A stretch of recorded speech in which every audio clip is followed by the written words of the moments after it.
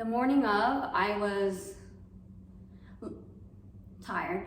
Nervous just because Edwin, my husband, couldn't be in there with me because of COVID, and I got it done in Chicago. And so I went in there all by myself. So I pretty much just set up my camera and I was like taking a little video, and the nurses were like, "Can we come in?" I was like, oh. Like hide the camera real fast. I didn't want them to know I was recording, but nobody could record me. You guys. OMG. I told my husband, oh my gosh, am I taking hardcore drugs? Okay, I don't do drugs. Well, just coffee and alcohol. But they prescribed me Xanax for the night before or the morning of.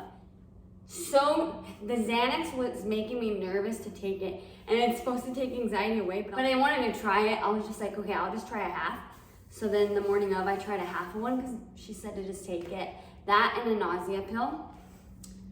And I took it, and it just made me super, super, super sleepy.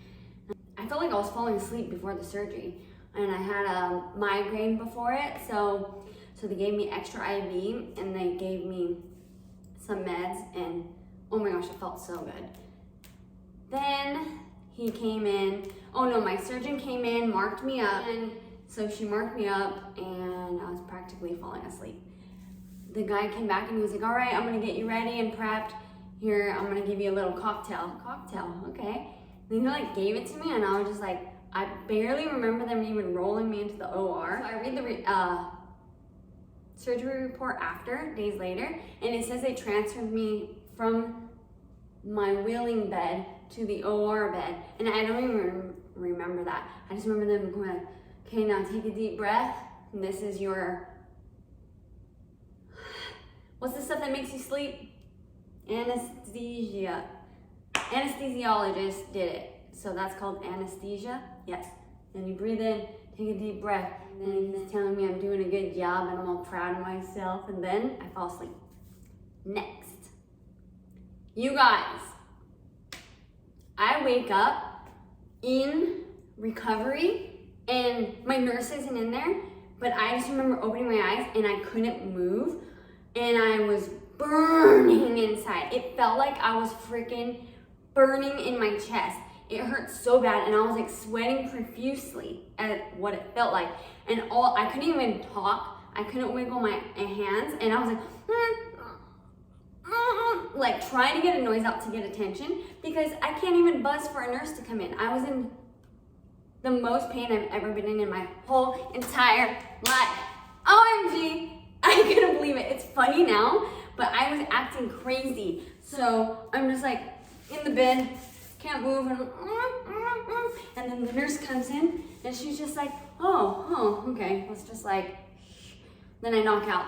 I wake up and who knows how much time it is, and more enormous pain. And this time I can like wiggle my fingers and wiggle my feet a little bit, and I'm like, It's funny now. It was not funny then.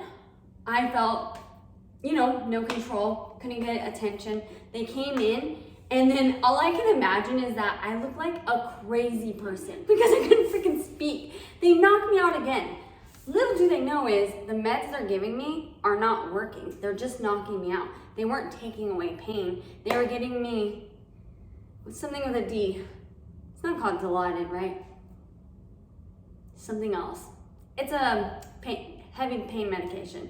Well, my body's really weird with meds, and even as different patients, different stuff works on each person. This one was zero working on me. 0%. Maybe 10%. And literally, finally, the third time I woke up, I don't know how many times I woke up. It was like a lot of times. I was like sweating, and I was like going like this.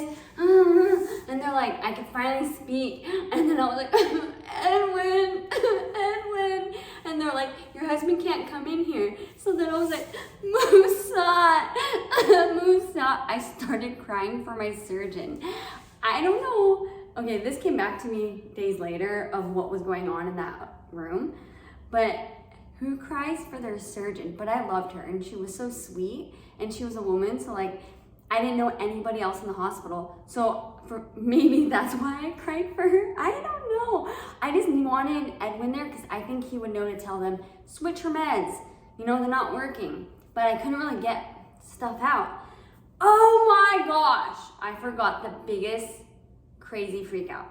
Before I'm able to speak, when they weren't coming in and I couldn't move, the only thing I could do was breathe. I couldn't use my vocal cords or moan or groan. So what I thought to do was, if I start breathing really heavy, they have to come in, right? Purposefully started hyperventilating, going, and it was hurting. So I think I already was kind of hyperventilating, but I pushed it more to try and get their attention to come in. And I was like, and they're like, just breathe, just breathe. Then it got to a freaking point where I literally couldn't calm down and I couldn't stop hyperventilating. And I did it to myself. But I was trying to tell them I'm in so much pain. Anyways, back to them coming back in 3 or 4 times. This is like 5 hours later, by the way, from the time I came in and out. And they finally changed my meds and gave me fentanyl. As soon as they gave it to me, and oh my gosh, it was like all the pain went away. Anyway, some people wake up fine, and some people like react really well to the drugs. It's just that I went crazy. Then right before I'm about to leave, oh, by the way, my surgery took 4 hours instead of 2 hours because there was so much scar tissue going up into my clavicle and neck, and 100% allergic, guys, not worth it. Boobs, no. Anyways, ooh, did you hear that or no? I was supposed to be out of the hospital, I don't know, early afternoon. It was like 8 o'clock at night, and these poor nurses, there was like 1 or 2 left, and I could tell they were trying to get me out, but like you have to be able to eat and like your drugs have to be okay, and you should have moved me to the other room. I could tell that they wanted me to like get out, and I was like trying to be okay, and they're like, oh, we're gonna give you this pill before you go. And I remember looking at this pill and thinking, I'm very sensitive to a lot of things and a lot of pills. And they said it's Norco, and I was like, I don't remember what Norco is, and I take it almost instantly. I am about to puke. I start sweating and shaking profusely. They like take me to the bathroom to go to the bathroom, and then I'm like holding onto the rail, and I couldn't even sit down on the toilet. For the first time, have you guys ever been to the hospital and seen those little red things that you pull and like you want to pull it and be like, are they really gonna come? This time I actually had to use it. I was like holding on, and I was just like, I pulled it and she came in. I was like, I'm gonna fall or throw up everywhere. And I say this slowly because I'm all drugged up. Everywhere. And she like runs and gets a wheelchair and a bag and sits me in it. And then I'm just like, and then she like has, and I'm very embarrassed. And so I asked her to close the curtain. I was like, if I throw up, I don't want. I was like, please just close it. And she goes, oh, I'll be around the corner. I was like, so close it. Like, I don't even puke in front of my husband. Even if we're sleeping in the same bedroom and he's actually sleeping and I need a puke, I will run across the room. When we did have a house, I would run to a different level. I don't know, something about hearing someone puke. Ugh. Anyways, I couldn't get anything out because now it had been more than 24 hours since I've eaten, because you're not allowed to eat the night before, and now it's already 8 o'clock at night. Yeah, so 24 hours, so nothing was coming out, and I was just shaking and like hunched over and then sweating, and it was 8 degrees outside. I like ripped off my jacket, and I was just wearing like the bra, but they're like sports bras, like who cares? And like pajama bottoms, and I'm like hiking up. She's like, no, put it back on because I told her just wheel me out. I already knew they were trying to get home. I already knew my symptoms were not gonna just go away. They gave me Zofran, which is nausea medication. Helped me 0%. I already knew. I was like, I'm just gonna have to like ride this out. I want to go to my husband. So then they're wheeling me out, and I like hiked up my pajama bottoms. I'm sweating, I'm in a sports bra and I'm out there in 8-degree weather and I'm just like hunched over holding my bag and they like transfer me. And like I couldn't even put on my seatbelt. And you guys, I put on my seatbelt all the time, even in the parking lot. If you're like gonna move spots, I'll like just put it back on. I don't like it. What if something happens? And anyways, I pretty much like hunched over. Then he gets me into the hotel. The security's trying to help me, and then it's like freezing, and Edwin kind of left me at the door, so the security wheeled me by the elevator, and he was like, oh, I'll just take you up.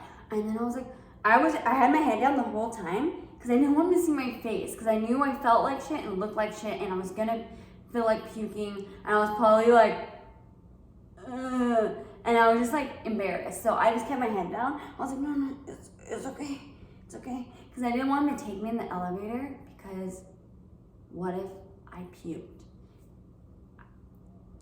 Poor stranger. No, I will wait for my husband to take me up. Anyways, poor husband made this box.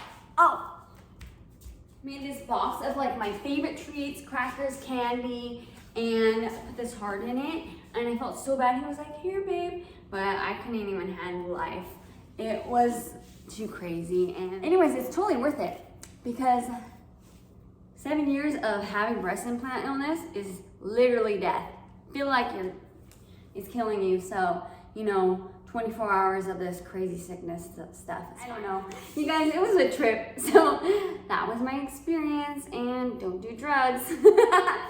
And don't get breast implants. It's terrible. Ooh, I'm free. I'm 4 weeks out and everything's looking pretty good. You guys, I didn't even need a lift.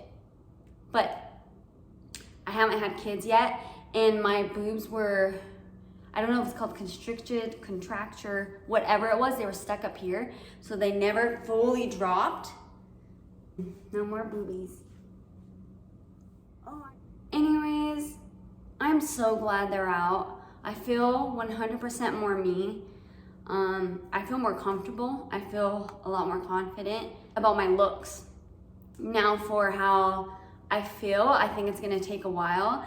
They say it takes like 6 months to over 6 months to get everything back to normal and be able to use my body normally and to get all those breast implant illness symptoms out of my life. Because if you think about it, they were in here for 10 years. It's only been 4 weeks. And I think once I'm able to work out again and get into a normal routine and feel happy and busy, that slowly we'll start feeling better and regaining like my strength back here, because I have so much muscle weakness. If you look in my pictures, again, after the surgery, this was concaved inside because my muscle was being stretched so thin, and over 2 years I wasn't really able to hold myself up anymore because of other issues that I was having. So my muscle was like almost nothing. And yeah, I was concaved, and I asked my husband, I was like, oh my gosh, is that gonna go away? And he's like, your body will fill it up. It only took like a week for it to start filling up. Now you can see maybe a little bit, I'm not sure, but it's not bad. It's a lot better. And I don't know, I just feel so much better about myself and life without fake boobs. And now I won't have to deal with all those terrible symptoms. Thanks for watching, guys. If you have any questions, drop them below or head to my Instagram and DM me, whatever you want.